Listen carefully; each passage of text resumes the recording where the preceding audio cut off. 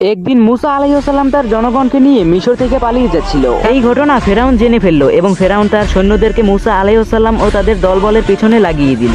অপরদিকে মুসা আলাইহিসসালাম ও তার সাহাবীরা হাঁটতে হাঁটতে নীল দরিয়ার পাশে পৌঁছে যায়, আর তারা সেখানেই সমাপ্ত হয়ে যায়, কারণ তাদের সামনে সাগর ছাড়া আর কোনো পথ ছিল না। অপরদিকে ফেরাউন এবং তার সৈন্যরা হযরত মুসা আলাইহিসসালাম ও তার সাহাবীদের কাছাকাছি প্রায় পৌঁছে যায়। এমন সময় হযরত মুসা আলাইহিসসালাম মহান আল্লাহ তাআলার কাছে প্রার্থনা করলেন, হে মালিক, আপনি আমাকে পথ দেখান, আমি আমার সাহাবীদেরকে নিয়ে কোন রাস্তা দিয়ে যাব। এবং মহান আল্লাহ তাআলা হযরত মুসা আলাইহিসসালামকে বললেন, হে মুসা, তুমি তোমার হাতের লাঠি দিয়ে সাগরের পানিতে আঘাত করো। মুসা আলাইহিসসালাম মহান আল্লাহ তাআলার কথা মতো সাগরের পানিতে আঘাত করলেন এবং সঙ্গে সঙ্গে ওই সাগরের পানি দুই দিকে সরে গিয়ে মাঝখান থেকে একটি রাস্তা তৈরি হয়ে যায়। সুবহানাল্লাহ। আর মুসা আলাইহিসসালাম ও তার সাহাবীগণ ওই রাস্তা দিয়ে হাঁটতে থাকে এবং তারা অপর প্রান্তে পৌঁছে যায়। অন্যদিকে ফেরাউন ও ফেরাউনের সৈন্যরা যখন তাদেরকে অনুসরণ করে ওই সাগরের পথে নামতে যায়, তখনই সাগরটি তার স্বাভাবিক রূপে চলে আসে। ফলে ফেরাউন ও ফেরাউনের সৈন্যরা ওই নীল দরিয়ায় ডুবে মরে। আল্লাহু আকবার। সম্মানিত